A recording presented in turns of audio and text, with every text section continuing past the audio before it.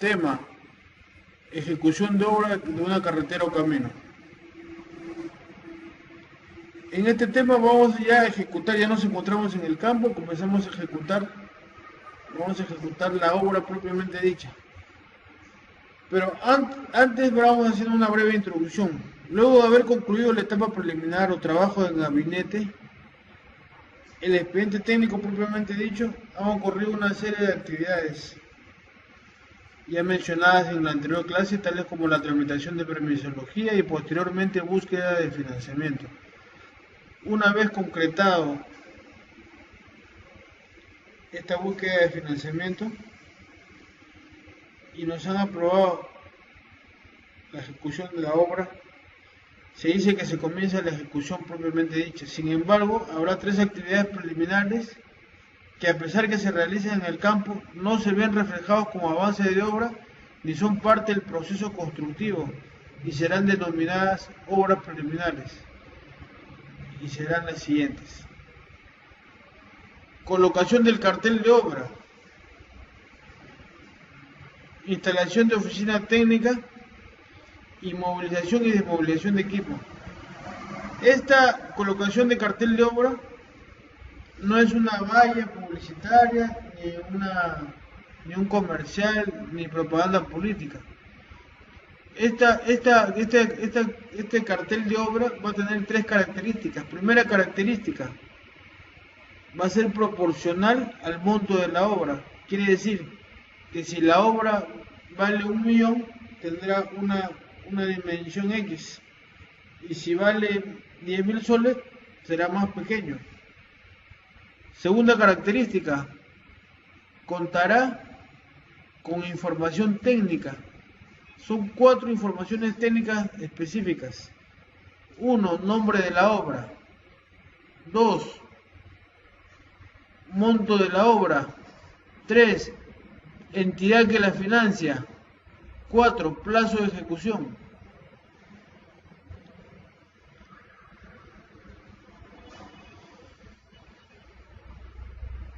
Segundo, movilización y desmovilización de equipo. La movilización de equipo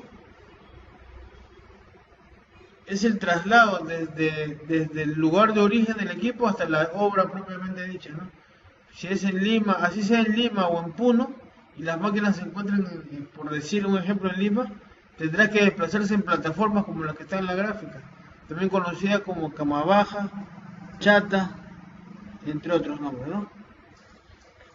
Las maquinarias no pueden desplazarse rodando por el pavimento, porque los pavimentos no están diseñados para este tipo de peso.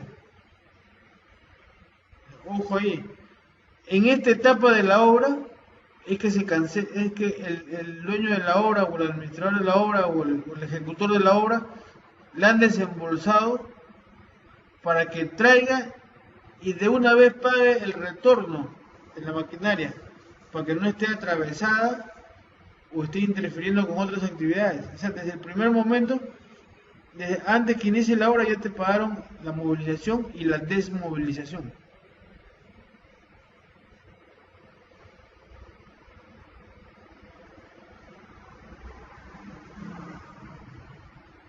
La tercera actividad preliminar, la obra preliminar, será la instalación de la oficina técnica,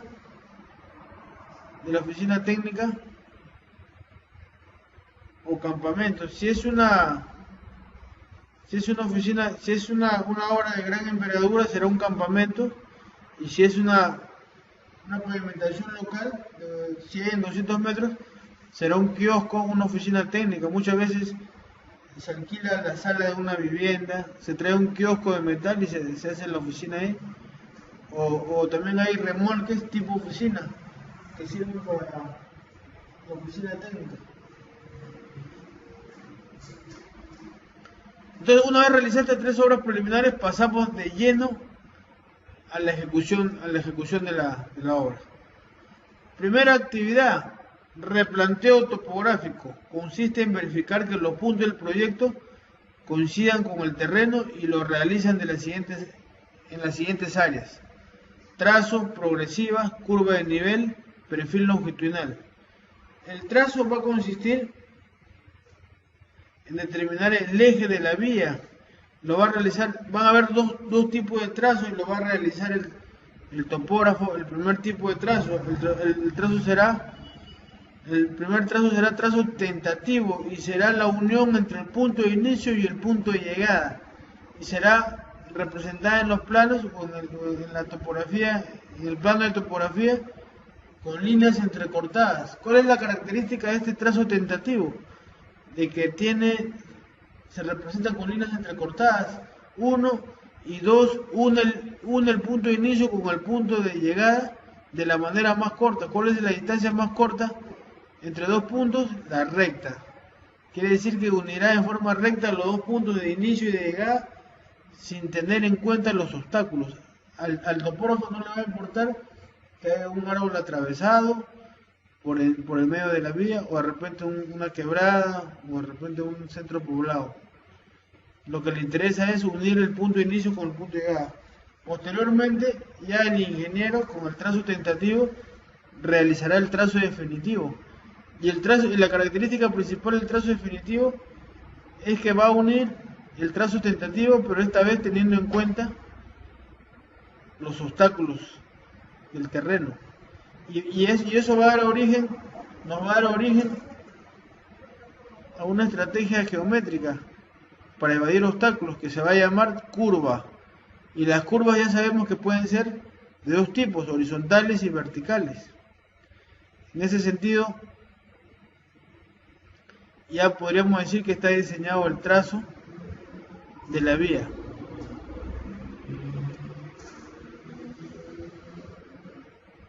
Segunda actividad que va a hacer el topógrafo, va a colocar progresivas.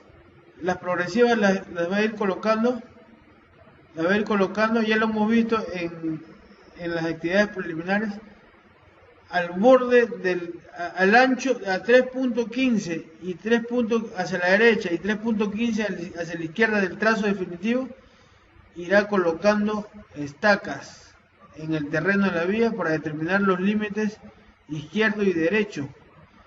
Esas progresivas irán de 20 en 20 o de 50 en 50 dependiendo de la longitud de la vía, y serán en denominaciones de la siguiente manera: 0 más 00, 0 más 020, 0 más 040, o de lo contrario 0 más 00, 0 más 050, 0 más 100, 0 más 150, y así hasta llegar 1 más 00, 1 más 020, 1 y así. Tercera actividad que va a hacer el topógrafo. Ya tenemos en el terreno tenemos dos tipos de estacas. Uno que marca el trazo, otro que marca la progresiva. Y viene una tercera actividad que realiza el topógrafo, que se va a llamar curva de niveles. Y va a consistir en determinar la diferencia que existe entre los niveles de altura. Es decir, el topógrafo va a llamar a esta diferencia de altura cotas. Estas cotas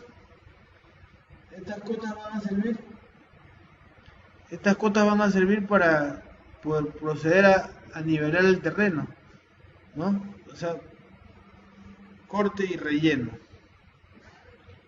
Cuarta actividad que realiza el topógrafo, perfil longitudinal. Va a hacer un trazo en el terreno, trazo longitudinal para determinar hacia dónde son las caídas.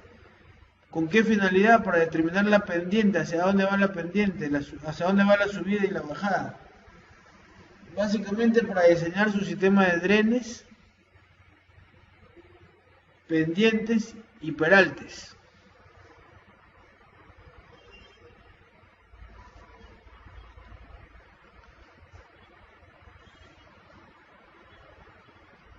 Siguiente actividad, nivelación de terreno.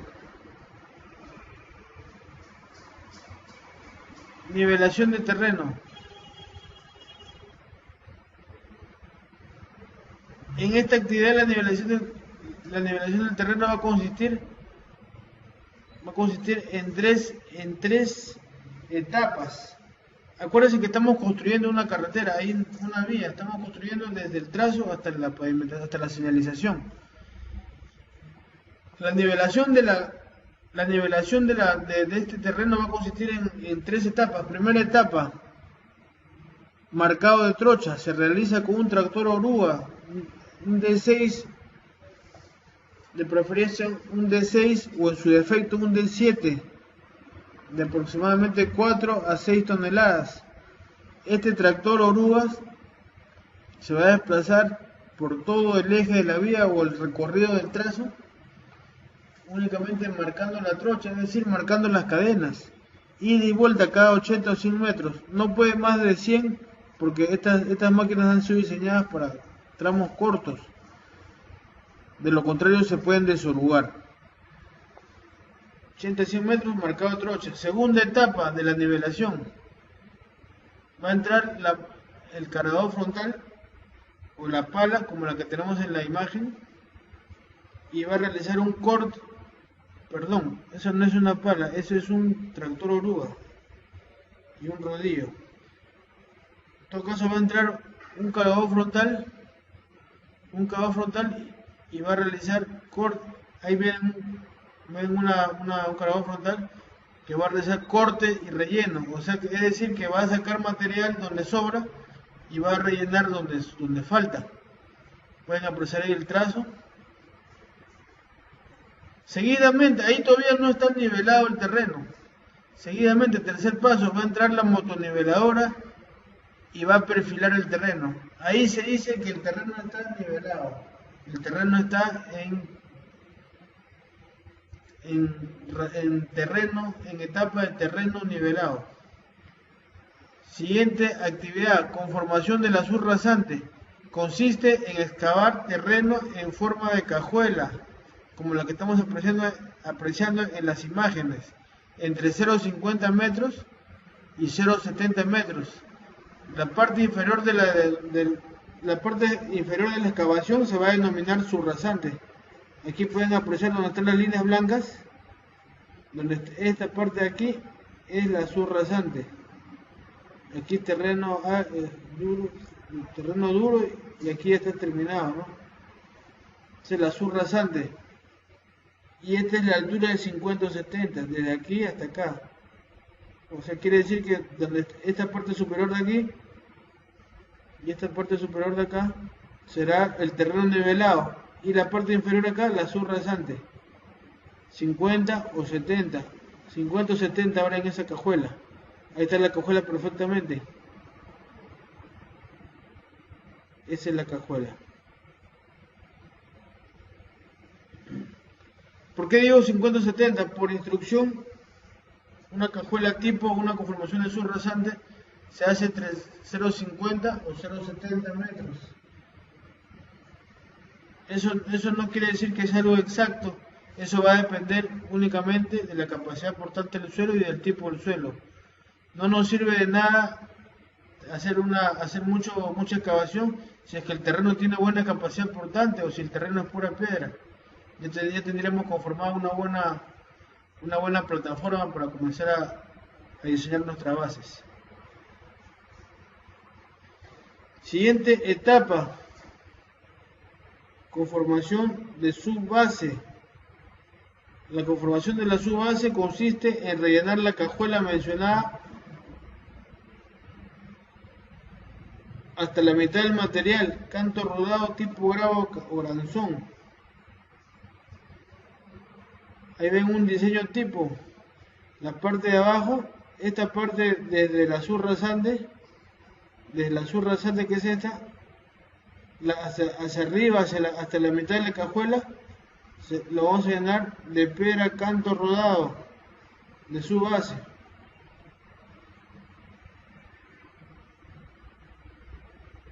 Toda esta mitad,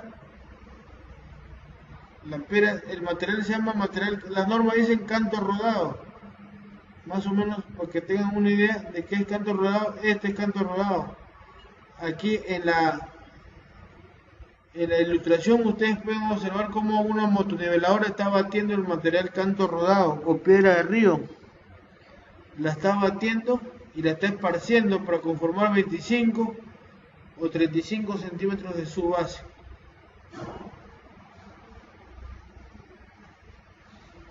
No confundamos conformación de su base con conservación de carreteras. Muchas veces se usa el ripio